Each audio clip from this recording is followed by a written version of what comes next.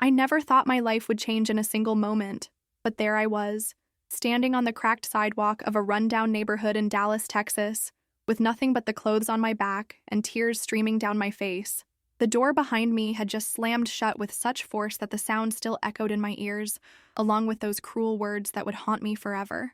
"You don't even deserve a motel in Dallas."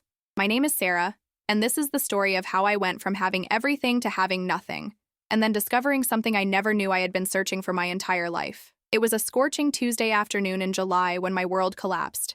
The temperature was pushing 105 degrees, and the humidity made it feel like I was breathing through a wet blanket.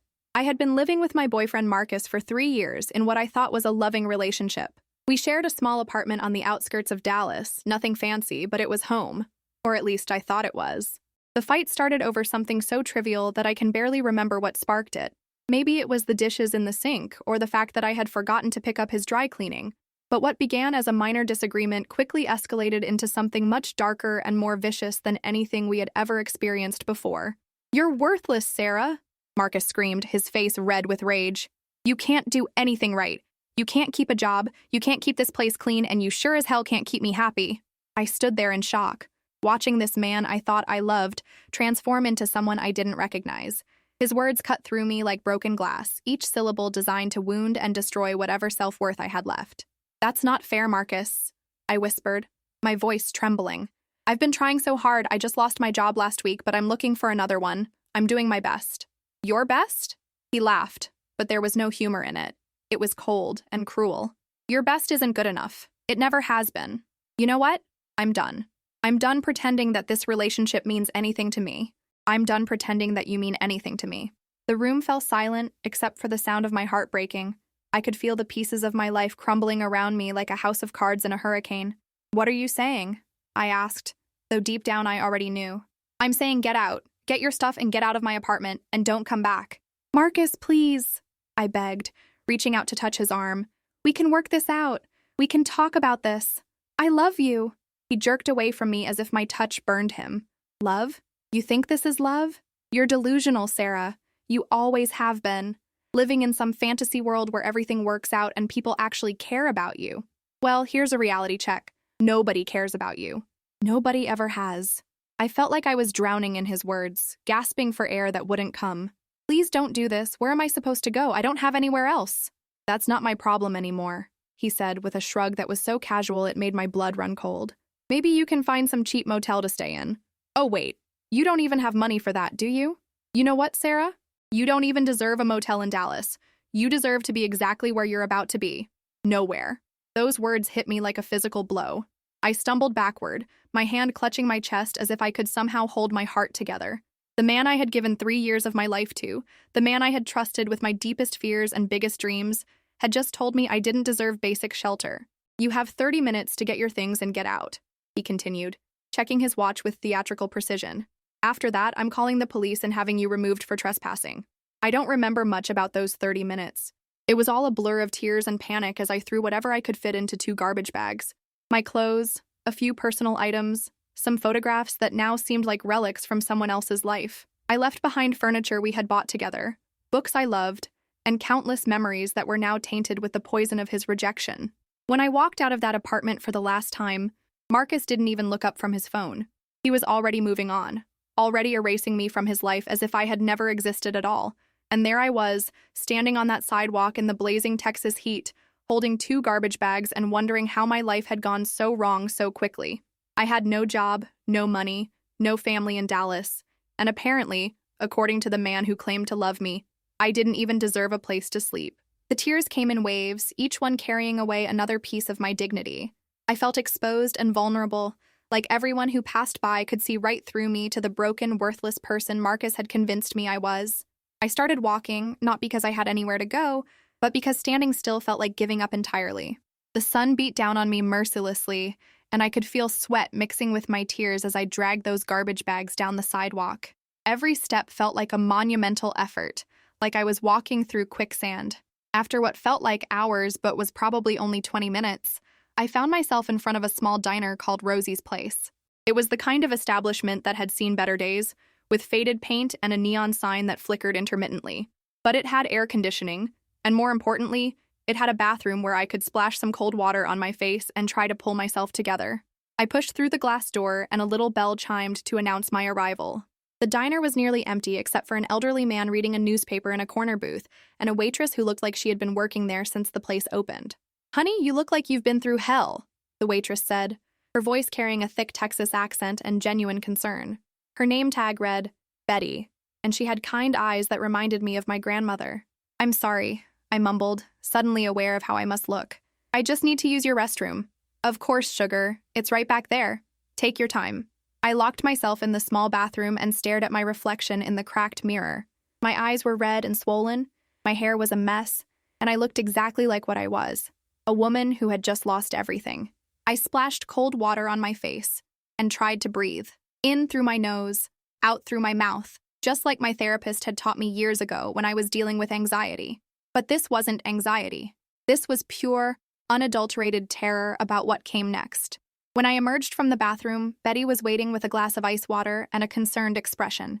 "Sit down, honey," she said, gesturing to a booth near the window. "You look like you need to get off your feet." I wanted to refuse, to maintain some shred of dignity, but my legs felt like they might give out at any moment.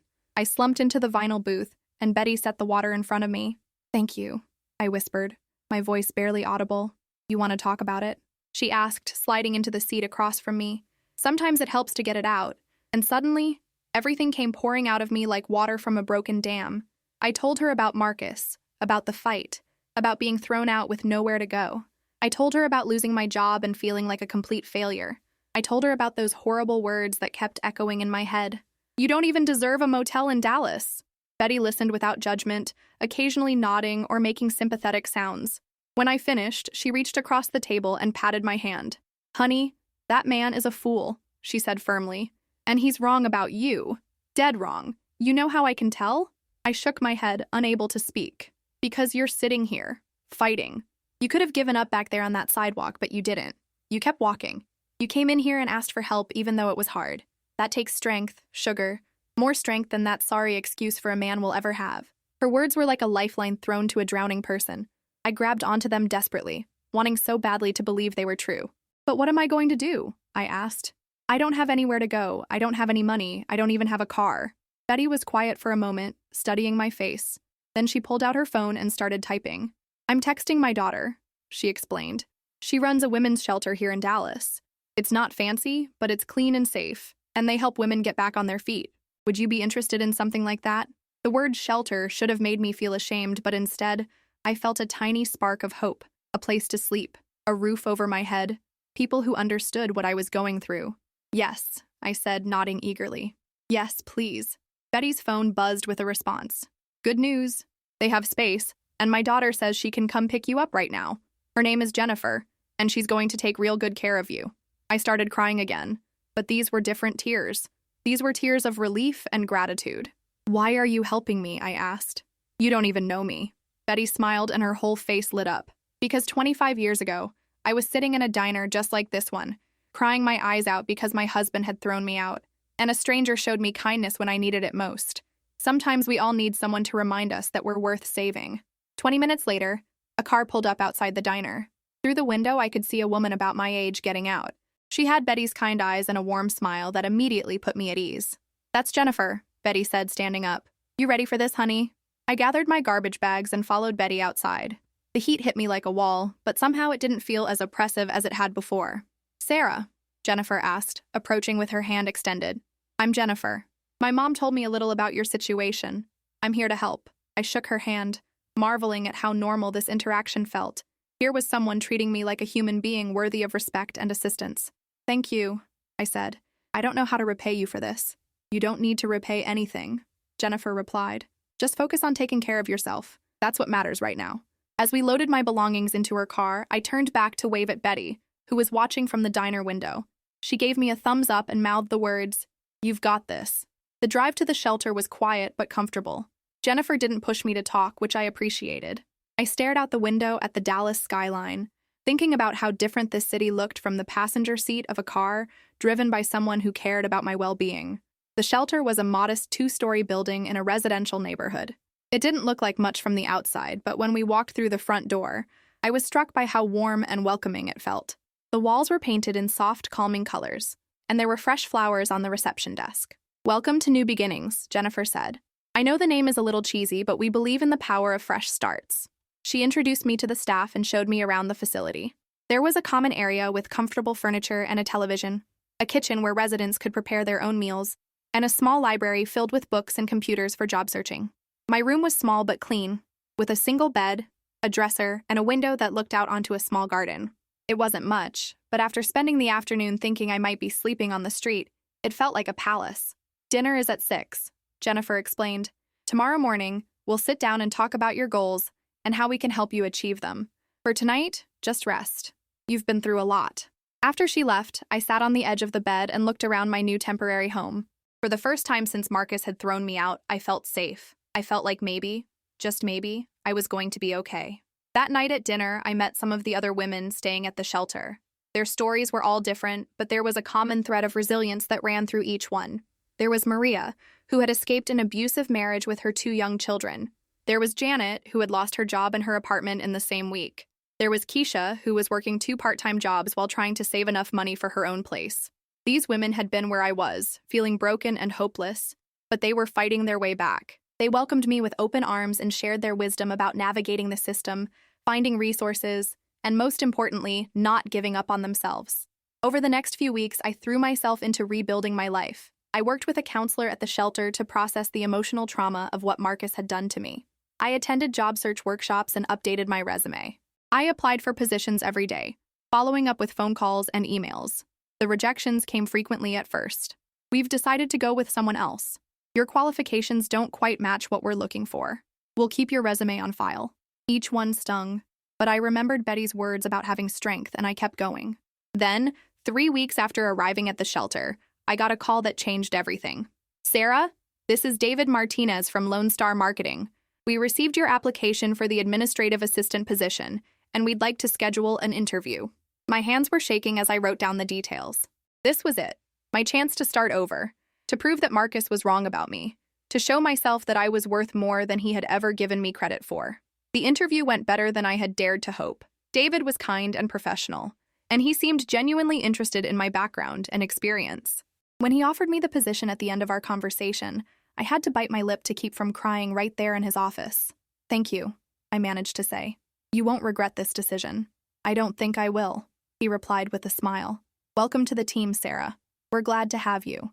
I started work the following Monday, and for the first time in months, I felt like I had a purpose again. The job wasn't glamorous, answering phones, filing paperwork, scheduling appointments, but it was mine. I had earned it through my own efforts, and nobody could take it away from me. With a steady income, I was able to start saving money for my own apartment. The shelter had a program that helped residents transition to independent living, and Jennifer worked with me to find a small studio apartment in a safe neighborhood that I could afford. The day I moved into my own place was one of the happiest of my life. It was tiny, just a studio with a kitchenette and a bathroom, but it was mine.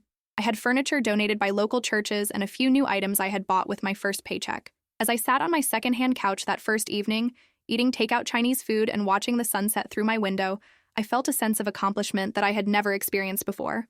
But the real transformation wasn't just about having a job and an apartment. It was about discovering who I was when I wasn't trying to please someone else or live up to someone else's expectations. For the first time in my adult life, I was making decisions based on what I wanted, not what someone else thought I should want. I started taking evening classes at the community college, working toward a degree in business administration. I joined a hiking group and discovered that I loved being outdoors. I volunteered at the shelter on weekends, helping other women who were going through what I had experienced. 6 months after Marcus had thrown me out of his apartment, I was a completely different person. I was stronger, more confident, and more independent than I had ever been. I had learned that my worth wasn't determined by whether someone else loved me or wanted me around. My worth came from within, from my own efforts and achievements and the kindness I showed to others. One Saturday afternoon, I was volunteering at the shelter when Jennifer approached me with a big smile on her face. "Sarah, I have some news that I think you're going to love," she said. "We just received a grant to expand our job training program, and we need someone to coordinate it. The position comes with a significant salary increase and the opportunity to make a real difference in women's lives. Would you be interested?" I stared at her in shock. "Are you serious? You want me to work here?" "I can't think of anyone better qualified," she replied. "You've been where these women are. You understand their struggles because you've lived them, and you've shown that it's possible to not just survive, but to thrive. I accepted the position immediately, and 2 weeks later, I started my new job as program coordinator at New Beginnings.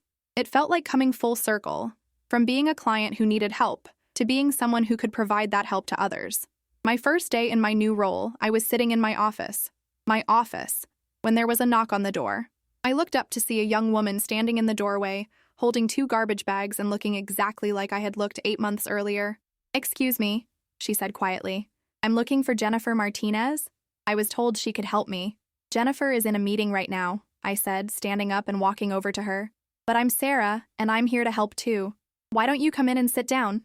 As she told me her story, a story that was heartbreakingly similar to my own, I thought about how far I had come. 8 months ago, I had been convinced that I was worthless, that I didn't deserve even the most basic human dignity. Now I was in a position to help other women realize their own worth and potential. "I know this feels overwhelming right now," I told her when she finished speaking, "but I want you to know something. You are stronger than you think you are. You are worth more than whoever hurt you told you, and you are going to get through this." She looked at me with the same desperate hope I had seen in my own eyes in that diner mirror all those months ago. "How do you know?" she whispered. I smiled and gestured around my office, with its diplomas on the wall and family photos on the desk, photos of my chosen family, the women from the shelter who had become my closest friends. "Because I was sitting exactly where you are 8 months ago. Someone told me I didn't even deserve a motel in Dallas, but they were wrong, and whoever told you that you weren't worth saving was wrong too." As I helped her get settled and began the process of rebuilding her life, I reflected on the journey that had brought me to this moment. Marcus had meant to destroy me with his cruel words, but instead, he had set me free. Free to discover my own strength, my own worth, my own capacity for resilience and growth. That evening, as I drove home to my apartment, in my car that I had saved up to buy, I thought about calling Marcus, not to gloat or to seek revenge, but to thank him. Thank him for showing me that I didn't need his approval or anyone else's to be valuable. Thank him for forcing me out of a relationship that was slowly killing my spirit. Thank him for inadvertently leading me to discover the most important truth of my life. I was enough, exactly as I was. But then I decided against it. Marcus was part of my past, and I was focused on my future. A future that was bright and full of possibility. A future where I got to help other women discover their own strength and worth. As I pulled into my parking space and gathered my things, I smiled at the memory of that terrible day when my world had fallen apart. It had been the worst day of my life, but it had also been the beginning of the best chapter of my life. I had learned that sometimes you have to lose everything to discover what you're really made of. Sometimes you have to be broken down completely before you can build yourself back up into something stronger and more beautiful than you ever imagined possible. And sometimes the people who hurt us the most end up giving us the greatest gift of all. The opportunity to prove them wrong and to prove to ourselves that we are capable of so much more than we ever dared to dream. That night, as I fell asleep in my own bed in my own apartment, I whispered a quiet thank you to the universe for the journey that had brought me here. It hadn't been easy, but it had been worth every tear, every struggle, every moment of doubt. Because now I knew, beyond any shadow of a doubt, that I deserved so much more than a motel in Dallas. I deserved a life filled with purpose, dignity, love, and hope. And that's exactly what I had built for myself, one day at a time, one choice at a time, one act of courage at a time. I was living proof that rock bottom can be the solid foundation on which you rebuild your entire life. The months that followed were filled with small victories and meaningful moments. Every woman I helped at the shelter reminded me of my own journey, and each success story reinforced my belief that no one is ever truly beyond hope or help. One particularly memorable day, about a year after I had started working at New Beginnings, I received an unexpected phone call. The voice on the other end was hesitant, almost apologetic. "Sarah, this is Marcus." My blood ran cold for a moment, but then I felt something surprising. Nothing. No anger, no hurt, no longing. Just a mild curiosity about why he was calling after all this time. "Hello, Marcus," I said calmly. "What can I do for you?" There was a long pause before he spoke again. I heard about what you're doing now. About your job at the shelter. I saw an article about you in the Dallas Morning News. I had forgotten about that article. A local reporter had done a feature on the shelter's success stories, and I had been interviewed as both a former client and current staff member. It had been a proud moment for me, seeing my story in print and knowing it might inspire other women in similar situations. I wanted to call and say, Marcus's voice trailed off, and I could hear him struggling with the words. I wanted to say I'm sorry for what I said to you, for how I treated you. It was wrong. I leaned back in my office chair, looking out the window at the garden where some of our residents were tending to vegetables they had planted. The irony wasn't lost on me. Here I was, literally helping things grow and flourish, while the man who had tried to destroy me was calling to apologize. I appreciate that, Marcus, I said, and I meant it. But you should know that I'm not angry anymore. What happened between us led me to exactly where I needed to be. You're not angry? He sounded genuinely surprised. No, I'm not. I'm grateful, actually. You did me a favor that day, even though neither of us knew it at the time. There was another long silence before he spoke again. I've been going to therapy, trying to figure out why I was so cruel to you, to other people. My therapist says I was projecting my own insecurities and failures onto you. That makes sense, I replied. Hurt people, but healed people heal people. I hope you're finding your way to healing, Marcus. I really do. When we hung up, I sat quietly for a few minutes, marveling at how different that conversation had been from what I might have imagined a year ago. There was no satisfaction in his apology, no vindication in his admission of wrongdoing. There was just a sense of closure and peace. That evening, I called Betty at the diner. We had stayed in touch over the months, and she had become like a surrogate mother to me. I told her about Marcus's call and how it had made me feel. You know what this means, don't you, honey? She said in her warm Texas drawl. What's that? It means you've truly forgiven him. Not just with your words, but with your heart. That's the final piece of healing, sugar. When you can wish someone well who hurt you deeply, that's when you know you're completely free. She was right. I was free. Free from the pain, free from the anger, free from the need for revenge or validation. I had built a life that was so full and meaningful that there was no room left for bitterness or resentment. As my second year at New Beginnings progressed, I was promoted to assistant director. The shelter had grown significantly, and we were helping more women than ever before. I had also completed my bachelor's degree in business administration, graduating summa cum laude. The day I walked across that stage to receive my diploma, I thought about all the people who had believed in me when I couldn't believe in myself. But perhaps the most meaningful moment came during our annual fundraising gala. I was giving a speech about the shelter's impact when I spotted a familiar face in the audience. It was the young woman who had been my first client when I started working there, the one who had reminded me so much of myself. Her name was Ashley, and she had come so far since that first day, when she had sat in my office with her garbage bags and broken dreams. She was now working as a nurse at a local hospital, had her own apartment, and was engaged to a man who treated her with the love and respect she deserved. After my speech, she came up to me with tears in her eyes. Sarah, I need you to know something, she said, taking my hands in hers. That first day when I met you, when you told me I was stronger than I thought I was and worth more than I believed, that saved my life, literally. I had been planning to end things, but you gave me hope. I felt my own eyes fill with tears as I hugged her tightly. This was why I did what I did. This was the real measure of success.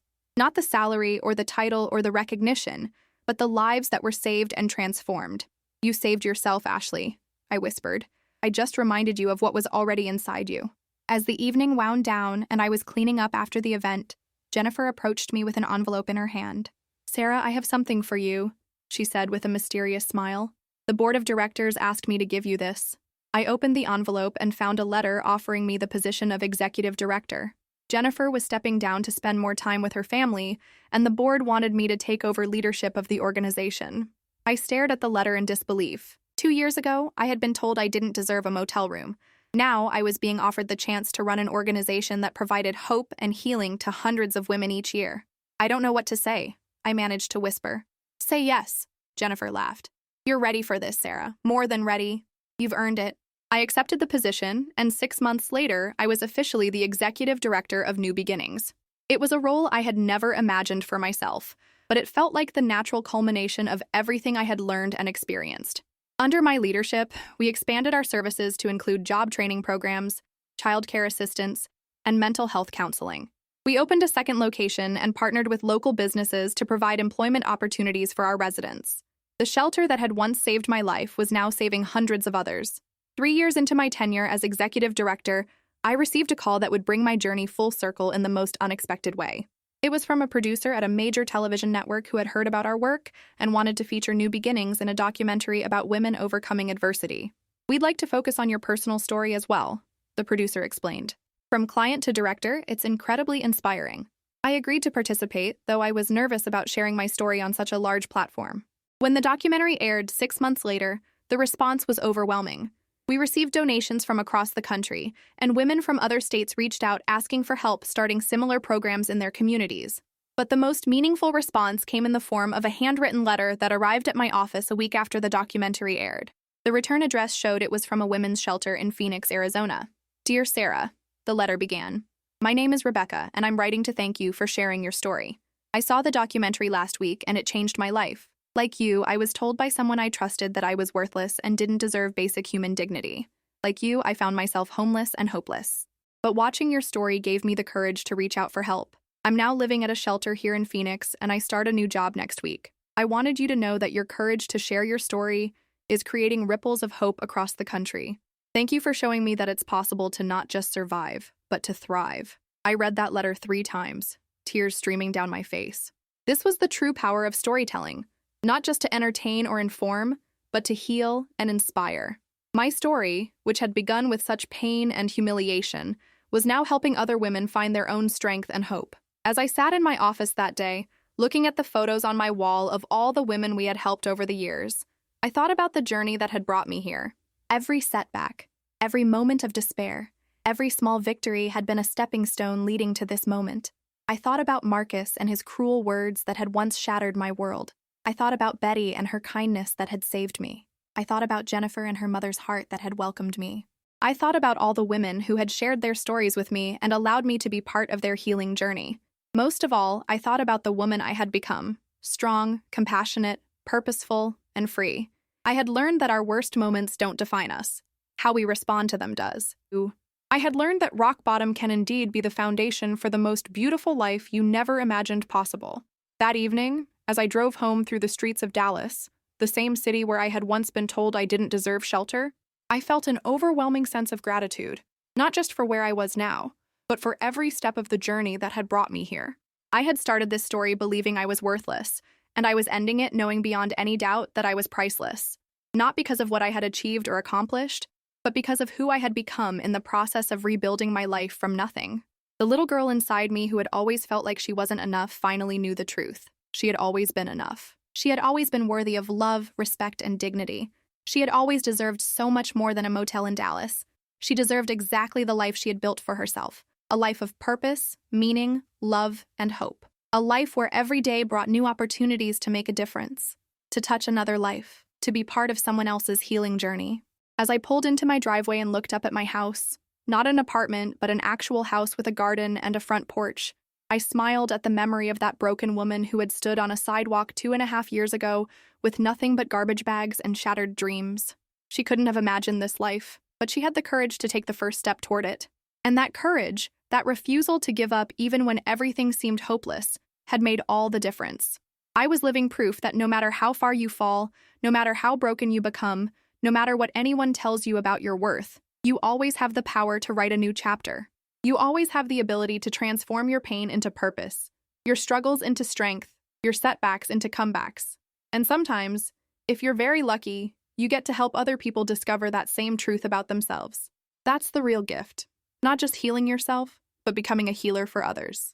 That night, as I fell asleep in my own bed in my own house in the city that had once rejected me, I whispered a prayer of gratitude for the journey that had brought me home to myself. Tomorrow would bring new challenges, new opportunities to serve, new women to help find their way back to hope. But tonight I was simply grateful to be exactly where I was, exactly who I had become, living exactly the life I had built from the ashes of my former existence.